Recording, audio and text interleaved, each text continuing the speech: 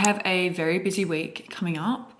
I have a few like personal collaboration projects that I'm working on, and I'm shooting this weekend. And then I also have a client project that I'm wrapping up, a branding project for a poolside business, which has been really fun. Lots of shooting, lots of planning, lots of conceptualizing, plus, you know, just my regular work week. So, and I have my second session of therapy this week as well. So come along with me as we tackle this week, and hopefully we'll have some fun while we do it. I'm getting ready to go look at my new co-working space, potentially in the city. I've got to be there at 10:30. It's going to take me around 20 to 30 minutes to get on PT and then walk. So I'm just going to get ready now. So yeah.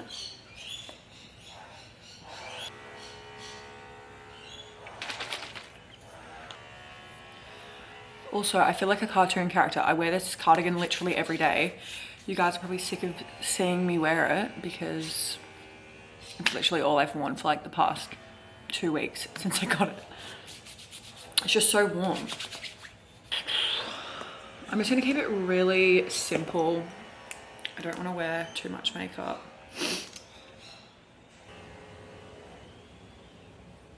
This co-working space is definitely gonna stretch my budget a little bit, but I just think since moving to a new city, I just really want to meet other people in the industry, and everybody in this co-working space is in the design industry, which is really good. So I just think it'll be a great opportunity to get out of the house, because, you know, it's just me and Pickle, and I try to be at home as much as possible with him because he's still just a puppy.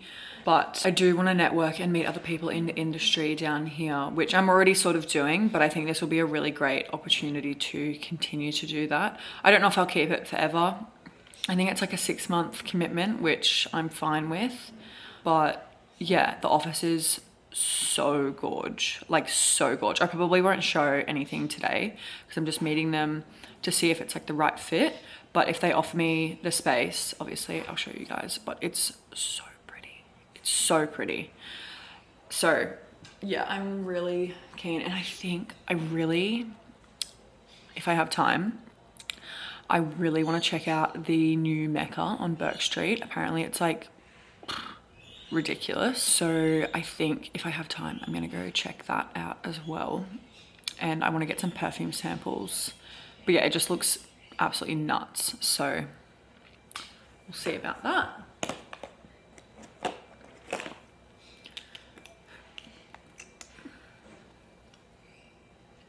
This is my favorite blush at the moment. It's NARS Liquid Dolce Vita. It's just the perfect sort of flush of color without being too intense. I've had it for a while actually. See what I feel like between that and my Rare Beauty contour, I don't need anything else. And then my go-to lip combo at the moment is Thanks It's MAC.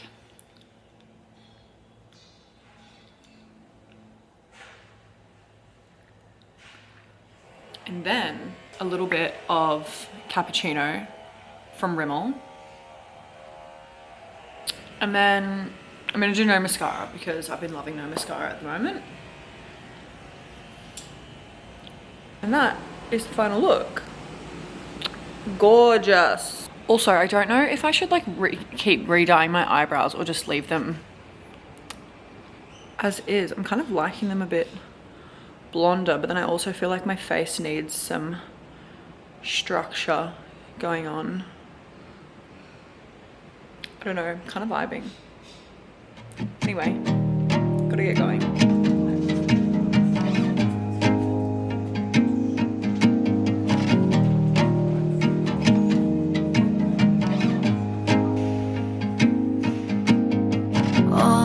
Bring me back to that day. I had all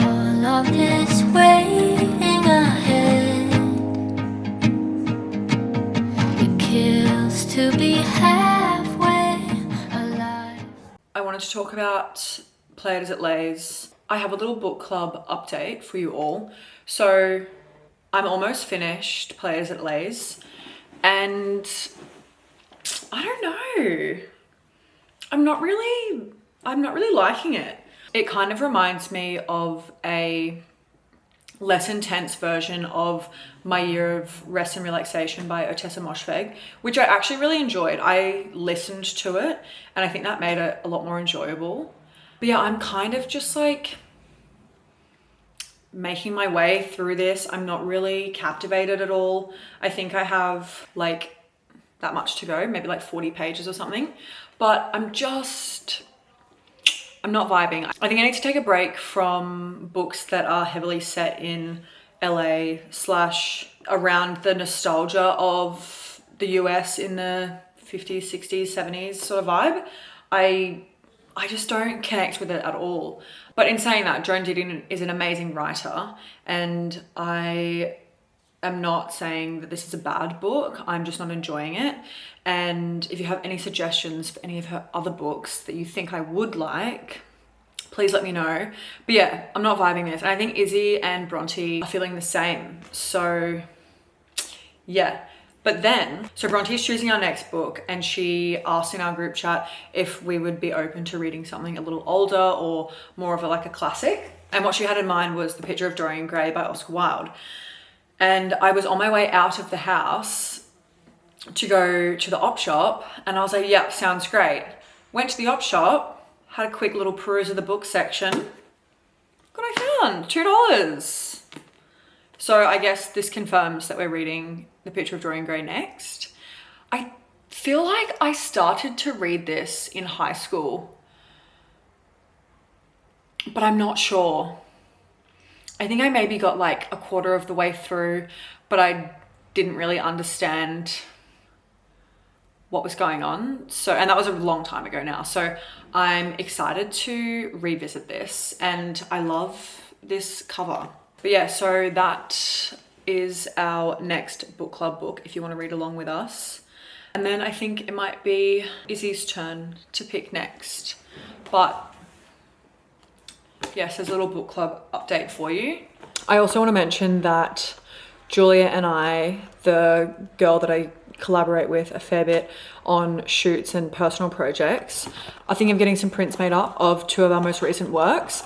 So here I have some paper samples, and obviously I'll let you guys know when they're available, but we are going to be selling A5 and A4 and maybe an A3 size of a few different images, and we really want to donate a portion of the proceeds to Palestine. I'm not exactly sure which aid that we will donate to yet. I think Julia has a few in mind. So obviously when they're ready for sale, I will let you guys know, and the link will be in the description. But I'm not sure which paper we're going to choose. There's so many amazing options. These are from Image Science in Melbourne. And I want something kind of textured, but not too much. I'm thinking this one, the color is just insane, and it has this really fine sort of texture, and the cardstock's quite thick as well. But yeah, I just wanted to let you guys know that if you want to get a print for your home or a gift for somebody, and you want to help give aid to what's going on in Palestine and Gaza, that would be amazing. And then the rest of the proceeds are going to go towards funding the zine that we're creating. It's still all in development at the moment, but we are taking EOIs for anybody who's interested in submitting a story or a piece of work. It's mainly focused around food and hospitality industry, but if you're a photographer, a writer, an illustrator, a designer, really anything, we'd love a submission from you. So I'll also put that down in the description as well. I'm in the middle of making the website. It should be up by the time this video goes live, and our form is all ready to fill out. But yeah, I don't know when exactly the prints will be available. I don't know exactly when the prints will be available yet, but stay tuned for that.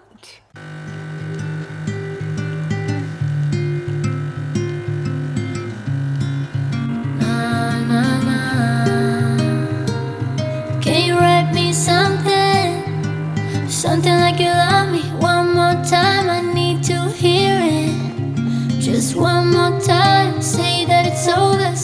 the sadness is killing you now that you're feeling it in your soul, raw feelings.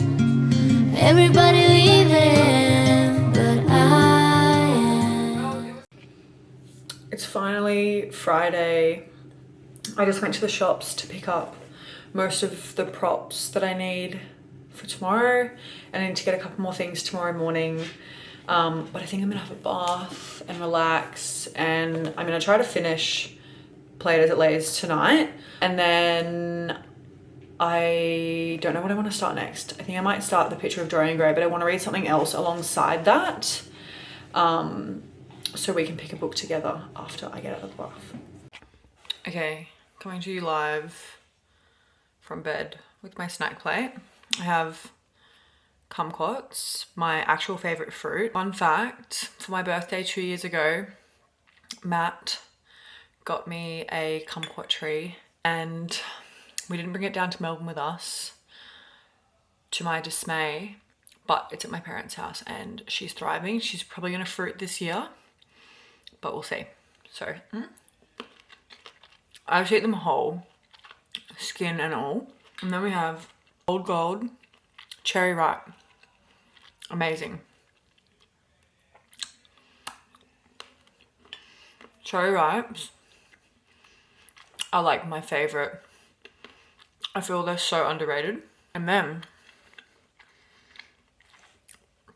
last but not least, perhaps my favorite sweet treat of all is date with butter and salt.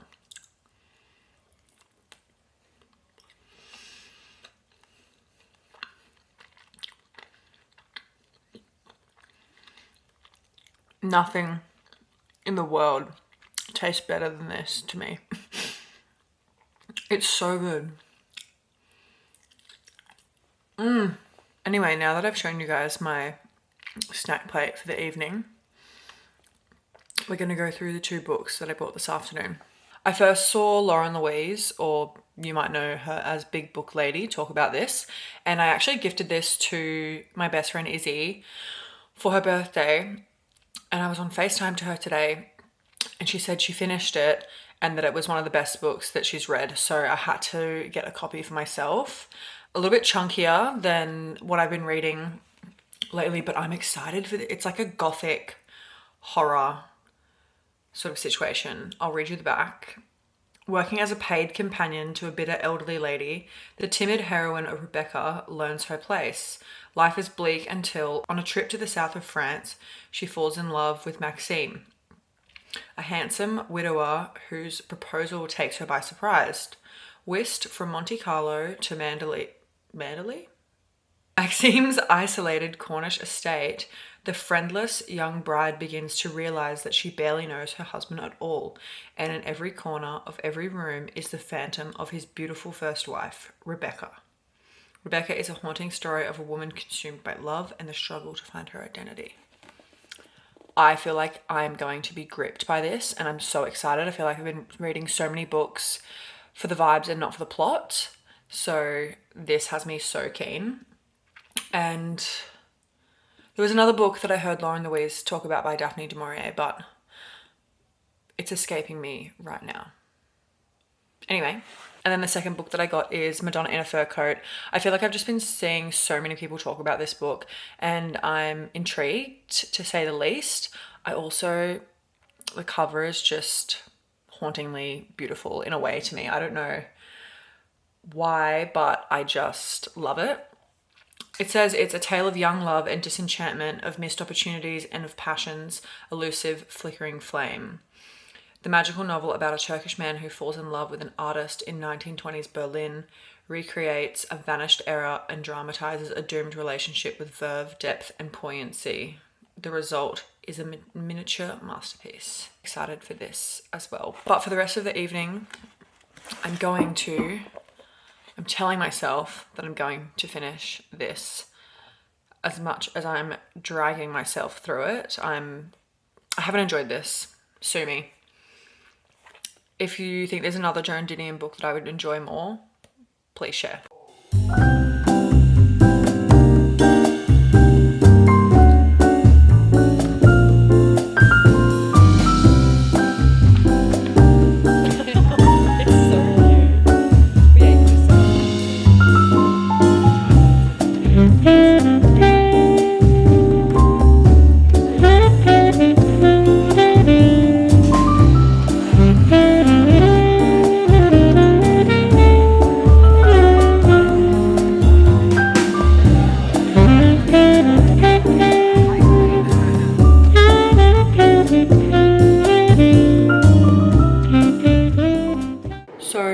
Sunday afternoon and we were supposed to meet up with a dog trainer this afternoon, but she's had to reschedule it, which is actually fine because it's kind of a bit drizzly outside and it might rain a little more.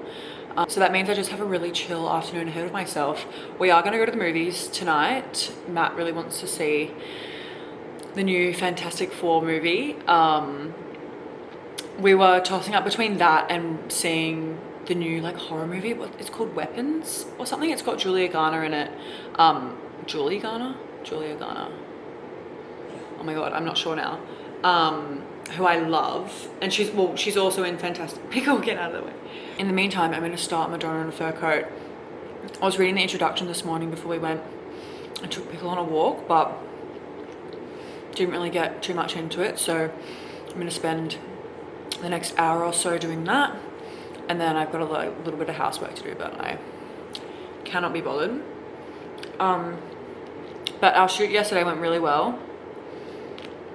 I'm excited to see all the selects that Julia needs to send through, but it was fun. Hey, sit. It was really fun. And then I'm probably gonna finish the vlog off today and start a new one tomorrow. I'm going into my new office tomorrow for the first time, so I'll get to show you a little bit of it. I'm obviously not gonna film my other co-workers who I haven't met yet, so I might get footage, I might not, but we'll see.